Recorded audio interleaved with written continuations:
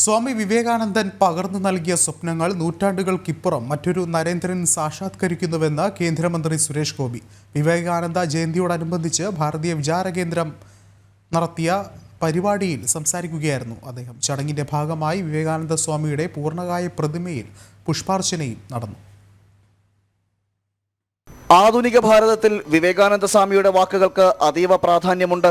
സ്വാമിയുടെ തീക്ഷ്ണമായ ചിന്തകളും അഗാധമായ വാക്കുകളും മാതൃകാപരമായ ജീവിതവും ദശലക്ഷക്കണക്കിന് തലമുറകളെ പ്രചോദിപ്പിക്കുന്നുവെന്നും കേന്ദ്രമന്ത്രി സുരേഷ് ഗോപി പറഞ്ഞു. വിവേകാനന്ദ ജയന്തിയുടെ ഭാഗമായി ഭാരതീയ വിചാരകേന്ദ്രം സംഘടിപ്പിച്ച പരിപാടിയിൽ പങ്കെടുത്ത് സംസാരിക്കുകയായിരുന്നു മന്ത്രി. രാജ്യം പുരോഗതിയിലേക്ക് മുന്നേറുന്നതിൽ വിവേകാനന്ദ സ്വാമിക്കും വലിയ പങ്കുണ്ട്. സ്വാമി പകർന്നു നൽകിയ സ്വപ്നങ്ങളാണ് നൂറ്റാണ്ടുകൾക്കിപ്പുറം മറ്റൊരു നരേന്ദ്രൻ സാക്ഷാത്കരിക്കുന്നതെന്നും സുരേഷ് ഗോപി കൂട്ടിച്ചേർത്തു. യുവാക്കളിൽ സ്വാമി വിവേകാനന്ദനുള്ള അതിരുകളില്ലാത്ത ആത്മവിശ്വാസം വ്യക്തമാണ്. ഒരിക്കൽ സ്വയം സംശയവും അരക്ഷിതാവസ്ഥയും മൂലം ഒരു യുവാവ് അദ്ദേഹത്തെ സമീപിച്ചു. അവന്റെ കഴിവ് കണ്ടറിഞ്ഞ സ്വാമി ലളിതമായി പറഞ്ഞു, എഴുന്നേൽക്കുക, ഉണരുക, ലക്ഷ്യത്തിലെത്തുന്നതുവരെ നിൽക്കരുത്.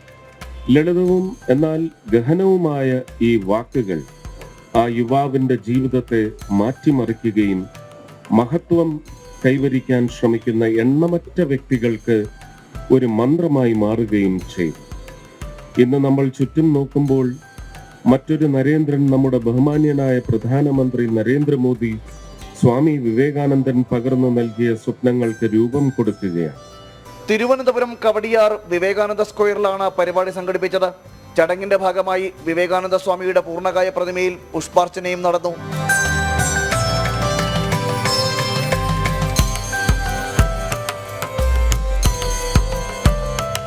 ഭാരതീയ വിചാരകേന്ദ്രം ജില്ലാ ഉപാധ്യക്ഷൻ എം വിജയൻ നായരുടെ അധ്യക്ഷതയിൽ നടന്ന ചടങ്ങിൽ ഡോക്ടർ പൂജപ്പുര കൃഷ്ണൻ നായർ ജയന്തി സന്ദേശം നൽകി. BJP സംസ്ഥാന സെക്രട്ടറി എസ് സുരേഷ്, ജില്ലാ president VV Rajesh, MR Gopan തുടങ്ങിയ നിരവധി പേർ ജയന്തി ആഘോഷത്തിൽ പങ്കെടുത്തു. ജനം, തിരുവനന്തപുരം.